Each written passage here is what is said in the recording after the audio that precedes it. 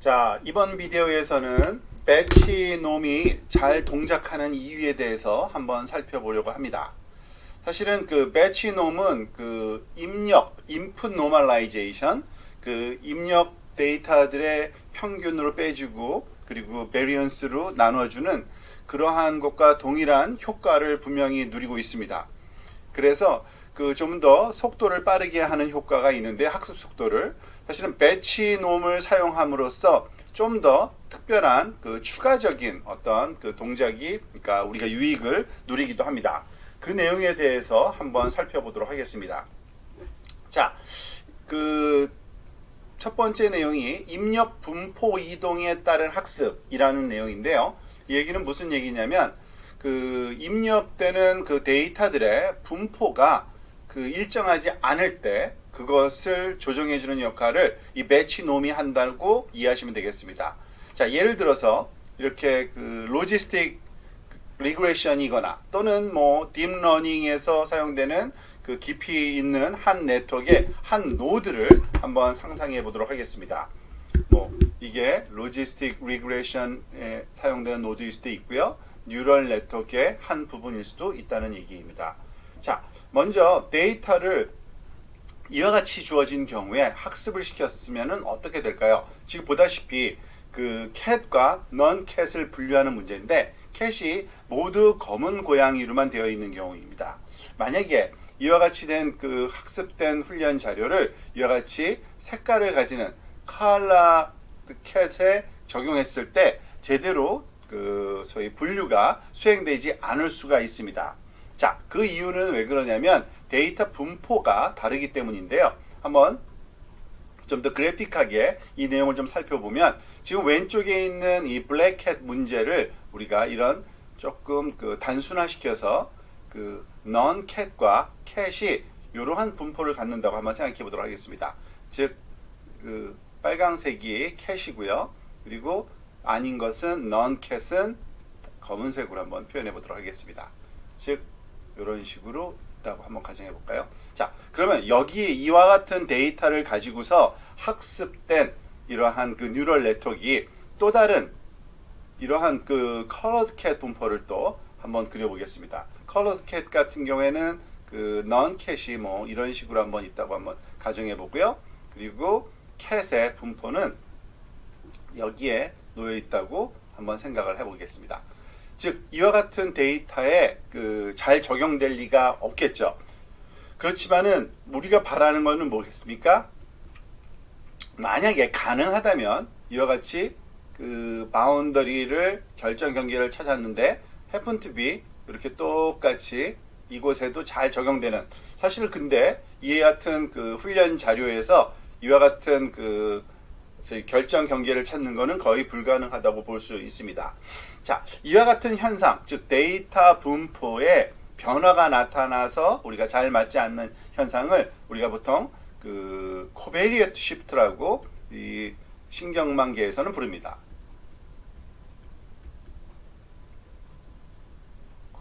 R-I-A-T-E, 그죠? 코베리어트 시프트. 즉 데이터 분포의 변동이 있는 경우입니다. 자, 그러면은 이와 같은 경우에는 그 우리가 학습을 시켜도 잘 뭐 맞지 않는 경우가 발생할 텐데, 이것을 극복하기 위한 방법으로 우리가 그 배치 놈이 사용될 수 있다는 겁니다. 그 내용을 좀 더 네트워크 측면에서 다시 한번 살펴보도록 하겠습니다. 자, 이와 같은 그 하나, 둘, 셋, 넷, 5개 층으로 구성된 이런 네트워크가 하나 있다고 한번 생각해 봅시다. 그리고 일단은 그 이 세 번째 층, 여기에서 우리가 한번 생각을 한번 해봅니다. 자, 이 세 번째 층 입장에서 보면은 왼쪽에 있는 두 번째 층 레이어 2에서 오는 그 값들이 입력으로 활용될 거고요. 예를 들어서 여기에 A의 2번 층의 1, 요 색깔을 좀 더 일관성 있게 바꿔서 쓰도록 하겠습니다. 그리고 A의 2번 레이어의 두 번째 노드 값, A의 그 2번 층의 세 번째 노드 값, A의 2번 층의 네 번째 노드 값이 이 노드 값들이 입력으로 작용을 하고요. 이 입력 값을 사용해서 웨이팅 당연히 써야겠죠. W3와 B3를 사용해서 이 노드 값이 계산되고요. 그 뒤에 있는 W4와 B4를 사용해서 그 다음 층을 계산하고요. 마지막에 W5와 B5를 사용해서 우리가 출력층을 우리가 예측을 하는 것을 알고 있습니다.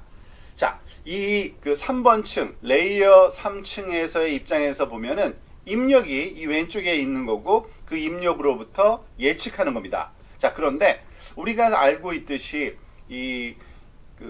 소위 3번 층 입장에서 보면은 입력층으로 소위 설정되어 있는 2번 층의 값이 일정하지 않다는 겁니다. 즉, 우리가 학습을 하는 동안 계속적인 반복 과정을 통해서 이 웨이팅 값들이 바뀌게 되는데요. 이 앞쪽에 즉 W2와 B2 값이 계산되어서 그리고 W1과 B1 값이 계산되어서 이것이 변동이 있음으로 해서 이 2번 층, 3번 층의 입장에서 봤을 때는 소위 입력층에 해당되는 값들이 계속적으로 변화한다는 얘기입니다. 그 얘기는 뭐냐면 이 부분에서 코베리에이트 시프트가 일어날 수 있다는 얘기죠.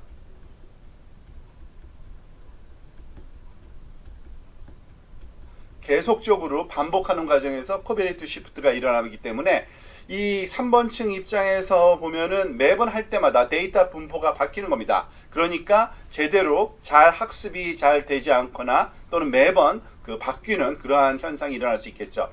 이것을 조금 우리가 그러한 효과를 감소시키기 위해서 배치 노멀라이제이션을 사용한다면 어떤 일이 발생하냐면요. 즉 우선 일정한 반복 단계에서의 소위 G값, 2번 층에서의 G값을 우리가 다 그리기는 4차원을 그리기는 어려우니까요. 2차원으로 두 개의 파라미터만 한번 생각해 보세요. 두 노드만 골라서 2번 노드의 1번 노드 값과 2번 층의 1번 노드 값.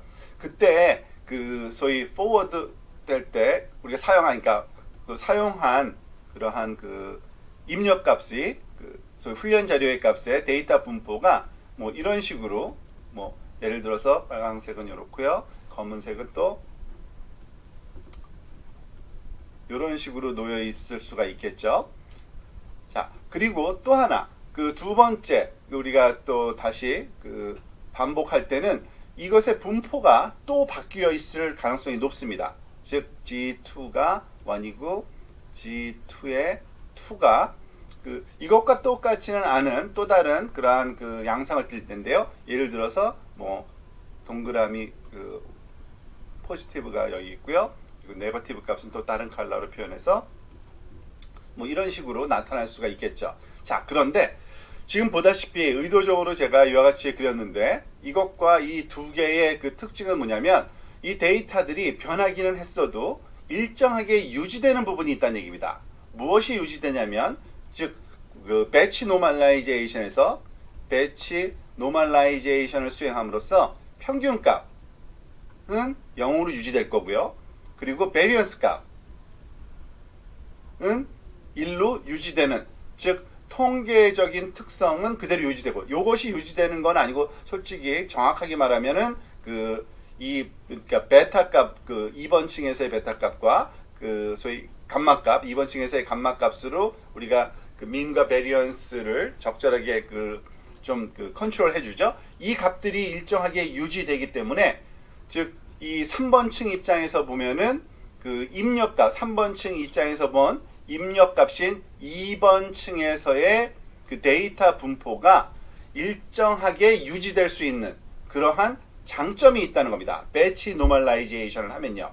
그러니까 결과적으로 모든 층마다 우리가 배치 노멀라이제이션을 할 때는 이 층에서도 이 층에서도 이 층에서도 이 층에서도 수행한다는 얘기는 그 다음 층 입장에서 보면은 입력값이 통계학적으로 안정된 상태로 데이터가 입력된다는 얘기고요. 그리고 코베리에이트 시프트라는 우리가 피하고 싶은 그 현상이 우리가 좀 감소되는 그러한 특징이 있다고 이해하실 수 있겠습니다.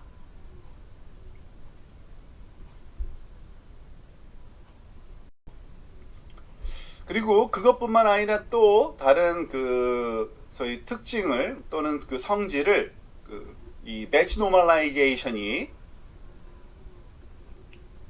추가해주는 그 성향이 있는데요. 일종의 정규화라는 과정을 또 여기서 효과를 나타냅니다. 여기서 말하는 거는 우리가 둘 다 노멀라이제이션이나 레귤러라이제이션 둘 다 우리말로 정규화라니까 좀 헷갈릴 수 있는데요. 지금 배치 노멀라이제이션이 갖다 주는 정규화 효과는 레귤러라이제이션 효과를 얘기합니다.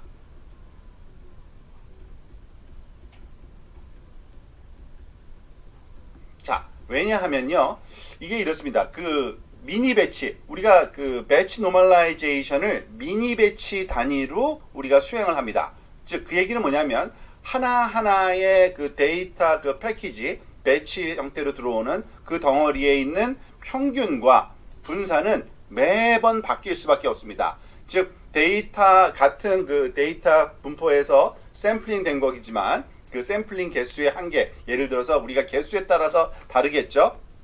하지만 일단은 보통 우리가 XT라는 소위 T번째 미니 배치 값으로부터 우리가 G, L 값을 구하게 되기 때문에 이 G, L 값에 포함되는 이 평균 또는 분산의 값이 계속 변화하고 있고요. 이 평균과 분산이 변화한다는 얘기는 뭐냐면 일종의 노이즈처럼 동작할 수가 있다는 얘기입니다. 즉 매번 배치할 때마다 다른 값이 GL 값에 추가가 되는 거니까요. 일종의 노이즈가 추가되고 있다라고 보시면 됩니다. 그러니까 일정하게 시그마와 뮤가 개선돼서 하지만 똑같으면 문제가 없지만 할 때마다 다를 테니까요. 그 얘기는 뭐냐면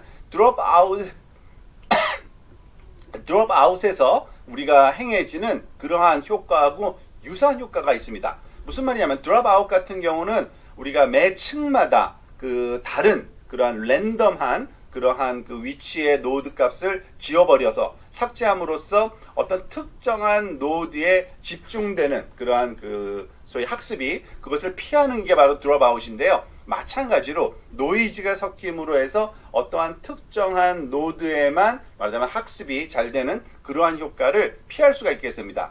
즉 각 층마다 학습할 때 약간의 노이즈가 미니 배치할 때마다 다른 노이즈가 들어간다는 얘기예요. 그래서 정규화 효과를 좀 보긴 봅니다. 그런데 이거는 약간의 정규화 효과가 있다고 보시면 됩니다. 그리고 이것은 우리가 배치 노멀라이제이션이 갖고 있는 코베리에이트 시프트를 없애주는 그러한 특성이 가장 큰 거지만 요거는 정규화 효과는 약간 사이드 이펙트라고 보시면 되고요. 이 내용을 정규화 목적으로 꼭 사용해야 되는 그러한 그것은 좀 피하는 게 좋습니다. 물론 이 정규화 효과도 사이즈, 배치 놈에 사용되는 미니 배치 사이즈, 예를 들어서 32라든지 64라든지 등등등 크게 봤을 때 512보다는 훨씬 작겠죠. 이런 작은 수일 때는 더 이러한 정규화 효과가 크겠죠. 왜냐하면 노이즈가 더 많이 발생할 수 있으니까요.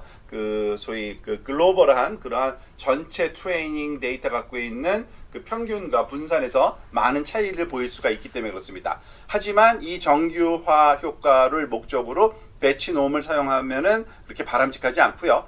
효과도 이렇게 크지는 않습니다. 하지만 배치 놈을 씀으로써 정규화 효과도 좀 그 안에 포함돼서 나타난다. 그걸 알고 우리가 적용하는 것이 바람직하겠습니다.